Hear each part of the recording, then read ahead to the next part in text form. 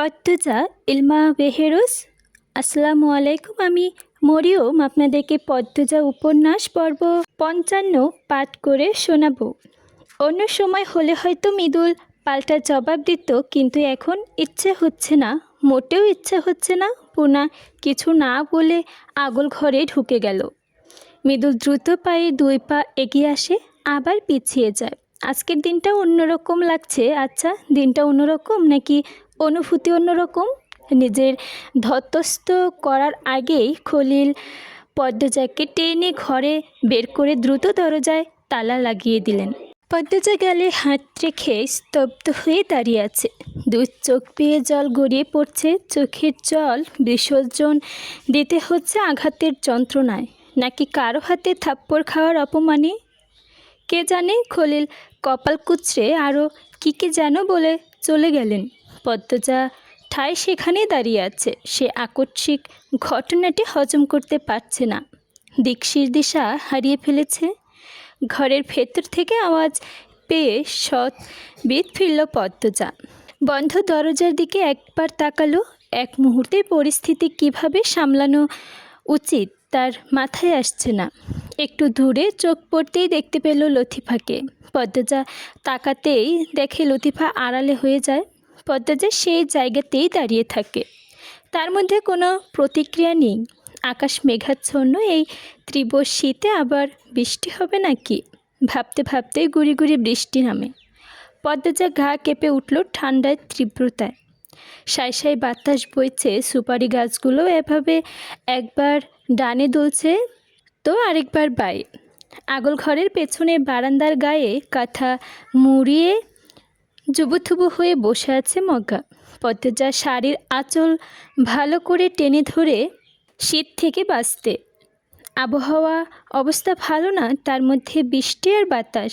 সামান্য শাড়ির আঁচলে কি ঠান্ডার তীব্রতা আটকানো যায়? ইচ্ছে করছে না ঘরে যেতে। সে এদিক ওদিক চেয়ে এক কোনায় একটা চেয়ার দেখতে পেল। চেয়ারটা আনার জন্য এগুলো সে, তার তখনই নাকে একটা বিশ্রী বোটকা গন্ধ ধাক্কা দিল। সজাগ হয়ে উঠল পদ্মজার স্নায়ু। যত এগোচ্ছে গন্ধটা তীব্র হচ্ছে। সে সাবধানে এক পা করে ফেলছে। এর মধ্যে আমিরের চেঁচামেচি কানে আসে। পদ্মজা থমকে যায়, উল্টো ঘুরে বাইরে উকি দেয়। বাইরে ধস্তাধস্তি শুরু হয়েছে। প্রথমে দৃষ্টিকারে আমিরের রাগী মুখশ্রী। পদ্মজা সব কিছু ভুলে ছুটে নেমে নিচতলা যায়। বাইরে এসে দেখে আমির এক চাচাকে মারছে। যেভাবে পারে কিল ঘুষি দিচ্ছে। আমির এতটাই রেগে গিয়েছে যে নিজের আপন চাচাকে মারছে। মজিদ হাওলদার, রিদন, আমিনা, রানী সবাই আটকানোর চেষ্টা করছে, কেউ পারছে না। আমির খলিলকে ছেড়ে দিয়ে রিদনকে ধাক্কা মেরে কাদায় ফেলে দিল। আমিরের আচরণ উন্মাদদের মতো। সে বিশ্রী গালিগালাজ করতে করতে রিদনের পেটে লাথি বসায়। রিদন কোকিয়ে উঠল। আমিনা আমিরকে কিল থাপ্পড় মারছে, তাতে কাজ হচ্ছে না। এমন তো আমির নয়। পদ্মজা দৌড়ে আসে। আমিরকে চিৎকার করে বলল, কি করছেন আপনি? পাগল হয়ে গেছেন, ছাড়ুন। আমির পদ্মজার জবাব দিল না, বরঞ্চ থাবা মেরে ধরল খলিলকে। খলিলের নাক বেয়ে রক্ত ঝরছে। সেই অবস্থায় শক্ত মুঠো করে মুখে আরেকটা ঘুষি মারল সে। রানী আমিনা হাউমাউ করে কাঁদছে। মৃদুল, পূর্ণা, মগা, মদন প্রত্যেককেই দৌড়ে আসে। মৃদুল পদ্মজার ২ হাতে আমিরকে টেনে সরাতে চায়। কেউই পারল না। আমিরের শরীরটা যেন দানবের শক্তিতে ভর করেছে। সে কিছুতেই ক্লান্ত হচ্ছে না। মৃদুল ২ হাতে চাপটে ধরে আমিরকে দূরে সরিয়ে আনে। আমির হিংস্র বাঘের মতো হাত পা ছুটতে ছুটতে বলে, কুত্তার বাচ্চারা, অনেক কিছু করেছিস, করতে দিয়েছি। আমার বইয়ের গায়ে হাত দেশ কোন সাহসে? মৃদুল, ছাড়, আমি ওদের আজরাইলের মুখ দেখিয়ে ছাড়ব। মৃদুলকে ধাক্কা দিয়ে সরিয়ে দিয়ে রিদনকে ধাক্কা ধরল আমির। পদ্মজা হতভম্ব হয়ে পড়েছে। রিদন গতকাল তার কাঁধে হাত দিয়েছিল, আর আজ খলিল থাপ্পড় মেরেছে। এসব কে বলেছে আমিরকে? থাপ্পড়টা লতিফা দেখেছিল। তাহলে কি লতিফা বলেছে? আমিনা পদ্মজার গায়ে লুটিয়ে পড়লেন। পদ্মজা দ্রুত সরে যায়। চাচি কী করছেন? আমিনা কাঁদতে কাঁদতে বলল, থামাও এই কামড়াকামড়ি, আল্লাহর দোহাই লাগে। পদ্মজা কী করবে বুঝতে পারছে না, আমির তার কোনো কথায় কান দিচ্ছে না। এমন রাগে সে আগে কখনো দেখেনি। গুরুজনদের গায়ে হাত তোলার মতো রাগ আমিরের হতে পারে, এটা তার ধারণার বাইরে ছিল। পদ্মজা আমিরের সোয়েটার খামচে ধরে কণ্ঠ কঠিন করে বলল, ছাড়ুন বলছি, ছাড়ুন। আমির তাও শুনল না, সে ধাক্কা মেরে পদ্মজাকে সরিয়ে দিল। 2 হাত দূরে নারিকেল গাছ ছিল, সেখানে পড়ে নিশ্চয়ই কোনো অঘটন ঘটে যেত। অঘটন ঘটার পূর্বেই 2 হাত পদ্মজাকে আঁকড়ে ধরে। পদ্মজা কৃতজ্ঞতার নজরে তাকালো, ফারিনাকে দেখতে পেল। ফারিনা এরকম ধস্তাধস্তি দেখেও চুপ করে আছেন। পদ্মজা অবাক হলো, থামানোর চেষ্টা পর্যন্তও করছে না। পদ্মজা আবারও আমিরকে থামানোর চেষ্টা করলো, মৃদুল চেষ্টা করলো, কিছুই হলো না। আমির খুব বেশি উত্তেজিত হয়ে আছে, মনে হচ্ছে অনেক বছরের রাগ একসঙ্গে মিটিয়ে নিচ্ছে। পদ্মজা আমিরকে অনুরোধে সরে আসতে বলল। সেই অনুরোধ আমিরের কুণ্য কহর অবধি পৌঁছে আছে কিনা সন্দেহ। পদ্মজা অসহায় মুখ করে সরে যাবে, তখনই 2টি শক্তপোষো হাত আমিরকে টেনে সরিয়ে আনার চেষ্টা করে। সেই হাতে খুব দামি ঘড়ি। হাতের মালিককে দেখার জন্য পদ্মজা চোখ তুলে তাকালো। পরক্ষণে চমকে উঠল মুখটা দেখে। দীর্ঘ সময় পর আবার সেই মানুষটির সঙ্গে দেখা, যে মানুষটি তার প্রথম ভালোবাসা না হলেও প্রথম আবেগমাখা অনুভূতি ছিল। লিখন শাহ। দূরে সরে দাঁড়ালো পদ্মজা। মৃদুল লিখন শাহ মিলে আমিরকে চেপে ধরে দূরে নিয়ে যেতে চাইল। আমির ছটফট করতে ছুটতে আর পারছে না। তীব্র রাগ নিয়ে ঘাড় ঘুরিয়ে লিখনকে দেখে এক দৃষ্টি স্থির হলো, তবে থেকে গেল ছটফটানি। লিখন হেসে বলল, এবার থামুন, অনেক শক্তি ফুরিয়েছেন। আমির কিছু বলতে চাইল বটে, তবে আর তার আগেই রিদওয়ান ইট দিয়ে আমিরের ঘাড়ে আঘাত করে বসল। সবার অগোচরে আমির আর্তনাদ করে বসে পড়ে। লিখন রিদওয়ানকে ধাক্কা মেরে সরিয়ে দেয়। পদ্মজা উৎকর্ণ হয়ে দৌড়ে আসে। আমিনা রানী, খলিল এবং রিদওয়ানকে নিয়ে দ্রুত আগল ঘরে দরজা বন্ধ করে দেয়। মজিদ মগাকে বললেন, তাড়াতাড়ি গঞ্জে যা, বিপুল ডক্টরকে নিয়ে আয়। আমি বাড়িতে, এসব কি হচ্ছে? ফারিনা এখনও দূরের ঠায় দাঁড়িয়ে আছেন। এই ঘটনা তাকে বিন্দু মাত্রও বিচলিত করেনি, বরং এই ঘটনার জন্য তিনি খুশি। কি চলছে তার মনে? ফারিনা তাড়াহুড়ো করে খোশ মেজাজে রান্না করছে। সাহায্য করার মতো পাশে কেউ নেই, একাই দৌড়ে দৌড়ে সব করছেন। হালদার বাড়িতে অতিথি এসে একদিন না খেয়ে যেতে পারে না, এতে নাকি গৃহস্থ বাড়ির অমঙ্গল হয়। তাই মজিদ লিখনকে যেতে যেতে জোর করছেন। পদ্মজা নিজের ঘরে স্বামীর সেবায় ব্যস্ত। আমিরের ঘাড়ের চামড়া ফুলে গেছে, হাড়ের বিষের মতো যন্ত্রণা। বিপুল ডাক্তার ওষুধপত্র দিয়েছেন। পদ্মজা অশ্রু সজল নয়নে আমিরের মুখের দিকে চেয়ে চুলে বিলি কেটে দিচ্ছে। অনেকক্ষণ স্বামীর যন্ত্রণা দেখেছে, সহ্য করতে হয়েছে। মাত্রই আমির চোখ বুজেছে, সে মনে মনে আল্লাহ তাআলার কাছে প্রার্থনা করছে দ্রুত যেন আমিরের ব্যথাটা সেরে যায়, নয়তো তাকে দিয়ে দিক। ঘাড়ের আহত অংশ পদ্মজা আলতো করে ছুঁয়ে দিল। নীল হয়ে আছে। নীরবে পদ্মজার পাশে এসে দাঁড়ালো লতিফা। পদ্মজা কারো উপস্থিত টের পেয়ে জলদি চোখের জল মুছল। তারপর লতিফাকে দেখে বলল, লুতু বুবু। লতিফা বলল, খাইবা না? খালাম্মা খাইতে ডাকতাছে। পদ্মজা গম্ভীর কণ্ঠে বলল, আমার নিজের ছেলেকে কেন দেখতে আসেননি? খালাম্মায় লিখন ভাইজানের লইগে রান্তা ছিল। পদ্মজা ক্ষিপ্ত হয়, নিজের ছেলেকে না দেখে উনি কিভাবে অতিথির জন্য ভোজ আয়োজন করছেন। আমি কিছুতেই বুঝতে পারছি না। লতিফা নতুন হয়ে দাঁড়িয়ে রইল। পদ্মজা অনেকক্ষণ ক্ষিপ্ত নয়নে মেঝেতে চোখ নিবন্ধন করে রাখল। এরপর আমিরকে এক ঝলক দেখে লতিফাকে বলল, তুমি যাও, আমি আসছি। লতিফা 2 পা এগোতেই পদ্মজা ডেকে উঠল, লুতু বুবু। লুতু দাঁড়ালো। পদ্মজা বলল, তুমি আমার উপর নজর রাখছিলে কেন? আর আমাকে জিজ্ঞেস না করে থাপ্পড়ের কথাটাই বা কেন ওনাকে বলেছ? লতিফার কোনো প্রতিক্রিয়া নেই, সে নত হয়ে ঠায় দাঁড়িয়ে আছে। পদ্মজা আরও 2 বার প্রশ্ন করেও কোনো জবাব পেল না, তাই বলল, নিষেধাজ্ঞা আছে নাকি? এবার লতিফা হ্যাঁ সূচক মাথা নাড়ালো। সে কিছু একটা ভাবছে। মুখ তুলে দেখে পদ্মজা তার দিকে তীক্ষ্ণ চোখে তাকিয়ে আছে। অপ্রতিত হয়ে লতিফা বলল, আমি যাই, নইলে খালা আম্মায় চেতবো। পদ্মজা উত্তরে আসা না থেকে তড়িঘড়ি করে চলে গেল লতিফা। পদ্মজা ভ্রুকুটি করে দরজার বাইরে তাকিয়ে রইল। প্রতিটা প্রশ্ন আলাদা আলাদা, অথচ তার মনে হয় সব প্রশ্নের উত্তর একই সুতোয় গাঁথা। এখন সেসব ভাবার সময় না, আমিরের প্রতি যত্নশীল হওয়া দরকার। পদ্মজা আমিরের কপাল ছুঁয়ে তাপমাত্রা অনুমান করে। ভীষণ গরম, জ্বর উঠেছে নাকি? লিখন আর মৃদুলের আড্ডা জমে উঠেছে, জমিয়ে আড্ডা দিচ্ছে দুজন। লিখনের নায়িকা 3 দিন আগে ঘাট থেকে পিছলে নদীতে পড়ে গেছে। সাঁতার জানে না, তাই প্রচুর পানি খেয়েছে, সেই সঙ্গে পা মুচকে গেছে, কোমরেও ব্যথা পেয়েছে। এই কথা শুনে মৃদুল হাসতে হাসতে চেয়ার থেকে পড়ে যাচ্ছিল। পূর্ণা দূর থেকে কটমট করে মৃদুলের দিকে তাকিয়ে আছে।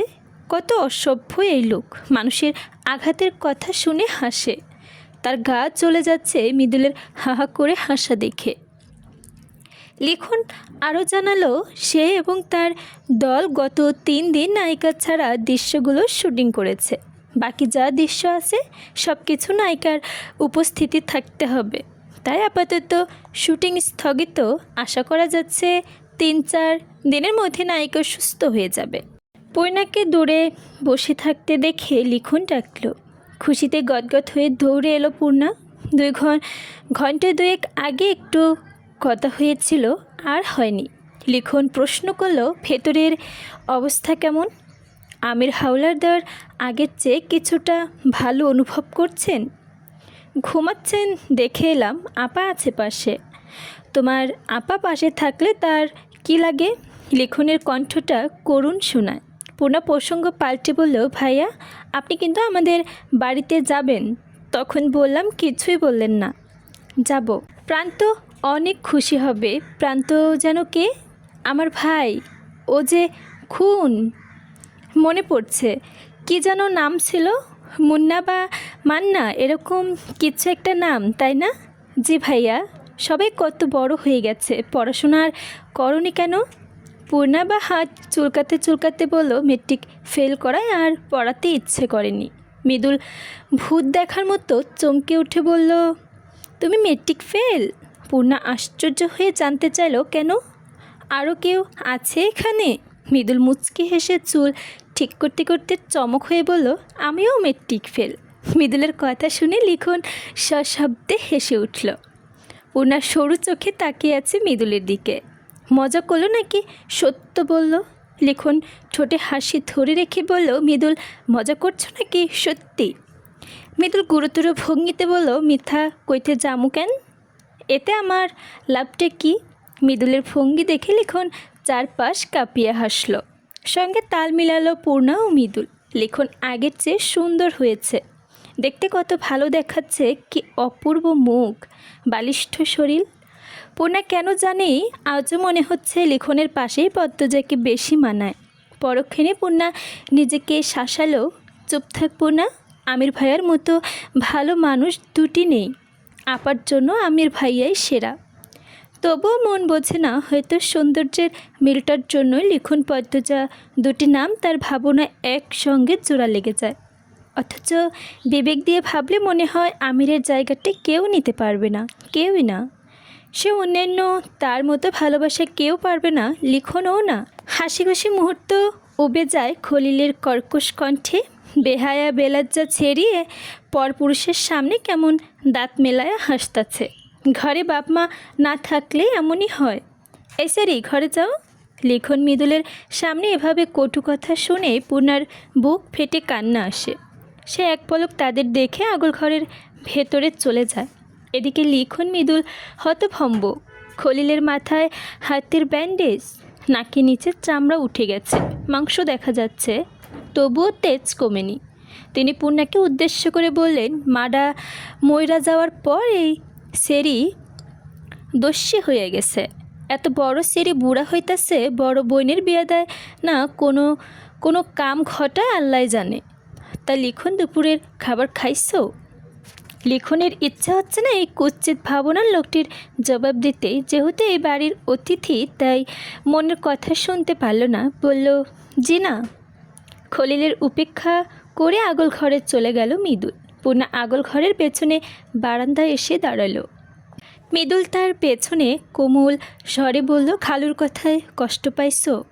পূর্ণা মৃদুলকে তাকিয়ে না তাকিয়ে জবাব দিল, আপনি কারো কষ্টের কথা ভাবেন দেখে ভালো লাগলো। সবসময় তেরা কথা কেন কও? আমি যদি আগে জানতাম তোমার এই কালি কইলে তোমার এত কষ্ট হয় তাহলে কইতাম না। পূর্ণা তাকালো। পূর্ণার দৃষ্টি দেখে মৃদুলের মন কেমন করে ওঠে। এই দৃষ্টির নাম বোধ হয় মন কেমন করা দৃষ্টি। পূর্ণা নিলিপ্ত ভঙ্গিতে বলল, মাপ চাইছেন? মৃদুলের জোড়া ভ্রু কুচকে আসে, পা দুটি পিছিয়ে যেতে বলল, জীবনেও না। পদ্মজা ক্ষুধার্ত বাঘিনীর মতো রান্নাঘরে ঢুকে ফারিনাকে বলল, আমার কি হয়েছে আপনার? ফারিনা প্রবল বিস্ময়ে জানতে চাইলেন, কেন, কি হইব আমার? ফারিনার ব্যবহারে পদ্মজা অবাক। সে কিচ্ছিত হা হয়ে তাকিয়ে রইল। ফারিনার নিশ্চিত মনে চুলা থেকে পাতিল নামালেন। তারপর বললেন, ও পদ্মজা, মগারে একটু কইবা লিখন মৃদুলের ডাইকান্তে? লিখন ছাড়াটা কখন আইসে, এখনও খাই নাই। পদ্মজা আর ঘটল না ফারিনাকে। সে বুঝে গেছে কোনো জবাব পাবে না। সদর ঘরে পার হতেই সদর দরজায় মৃদুল এবং লিখনের দেখা পেল। পদ্মজা চট করে আঁচল দিয়ে মাথা ঢেকে নিয়ে বলল, আপনারা এখানে বসুন, আম্মা আপনাদের খোঁজ করছিল। কথা শেষ হতে পদ্মজা সদর ঘর ছেড়ে রান্নাঘরে চলে গেল। অবশিষ্ট হয়ে তাকিয়ে রইল লিখন। সেই পুরনো দিনের মতোই তার স্বপ্নের প্রেয়সী এক ছুটে পালিয়ে বেড়ায়। পার্থক্য শুধু আগে লজ্জা পেত, এখন অস্বস্তিতে। লিখন গোপনে দীর্ঘশ্বাস ছাড়ল। পদ্মজাকে এক ঝলক দেখার জন্য এ বাড়িতে সে পা দিয়েছে। যাকে মন প্রাণ উজাড় করে ভালোবাসে, তার স্বামীর বাড়িতে আসা কতটা কষ্ট তা শুধু তার মধ্যে অভাগারাই জানে। মৃদু লিখনের দৃষ্টি খেয়াল করে কিচ্ছু একটা আন্দাজ করে বলল, পদ্মজা ভাবিকে চিনেন? চিনব না কেন? লিখন থেমে গেল। সে নিজের অজান্তেই কি বলে দিচ্ছিল। হেসে বলল, এসব জেনে কি হবে? আসো গিয়ে বসি, তারপর বলো, কখনো প্রেমে পড়েছ? না মনে হয়, উদাসীন হয়ে বলল মৃদুল। নিশ্চিত হয়ে বলো। মৃদুল ভাবল কোনো নারীর প্রতি তার আকর্ষণ বেশি কাজ করেছে। উত্তর পেয়ে গেল। সকালে সে পূর্ণার মধ্যে অদ্ভুত কিছু পেয়েছে। অজানা অনুভূতি অনুভব করেছে। এটা কি প্রেম? মৃদুল নিশ্চিত নয়। তাই সে বলল, না, পড়ি নাই। আচ্ছা সেসব বাদ, বিয়ে করছো কবে সেটা বলো। হুট করে একদিন। আমার ইচ্ছে আমি হুট করে একদিন বিয়ে করে আমারে চমকে দেব। লিখন সশব্দে হাসলো, বলল, মানুষের সব চাওয়া পূরণ হয় না। প্রতিটা মানুষের জীবনে কোনো না কোনো পাশের অপূর্ণতা থাকে। তাহলে বলছেন আমার এই ইচ্ছে পূরণ হবে না? না, তা বলছি না। হুট করে বিয়ে করে ফেলা আর কেমন অসম্ভব কাজ। মেয়ে রাজি থাকলে হলো। মেয়ে বেঁকে গেলে কিন্তু কিচ্ছা খতম। লিখন আবারও সশব্দে হাসলো। মৃদুলও অকারণে তাল মিলিয়ে হাসলো। সে ভাবছে মানুষ এত হাসতে কিভাবে পারে, এত সুখী লিখন শাহ। সে তো তার জানে না দুঃখীর পাহাড় সমান এক কষ্ট লুকিয়ে হাসির আড়ালে। ধীরে ধীরে বাড়ির সবাই বৈঠকখানায় জমা হলো, আমির ছাড়া। হৃদয়ন খলিলের তো শান্ত আচরণ করছে যে মনে হচ্ছে না সকালে এত বড় ঘটনা ঘটে গেছে। বাড়ির মহিলারা দৌড়ে দৌড়ে খাবার পরিবেশন করছে। পদ্মজা খুব অবাক হয়ে প্রতিটা মানুষের পর্যবেক্ষণ করছে। লিখন এত কমে অবাক হয়নি। কত শান্ত পরিবেশ। ঝগড়ার পর মান অভিমান, তর্ক বিতর্ক থাকে, সেসব কিচ্ছুই নেই। পদ্মজা সবার সামনে আলাদা প্লেটে খাবার নিয়ে ফারিনাকে বলল, আম্মা, আমি ওনার জন্য খাবার নিয়ে যাচ্ছি। ঘুম ভেঙেছে হয়তো। পদ্মজা সিঁড়ি ভেঙে উপরে উঠেছে। লিখন সোদো কাচুরে এনে তাকিয়ে রইল। পদ্মজা হাঁটার ছন্দ দৃঢ় সাবলীল, মাথায় শাড়ির আঁচলে ঘোমটা টানা। স্বামীর জন্য খাবার নিয়ে যাচ্ছে। এই স্বামীটা কি সে হতে পারত না? এটাই অযোগ্য ছিল। অযোগ্য নাকি নিয়তির খেলা? কেন তোলা যায় না এই নারীকে?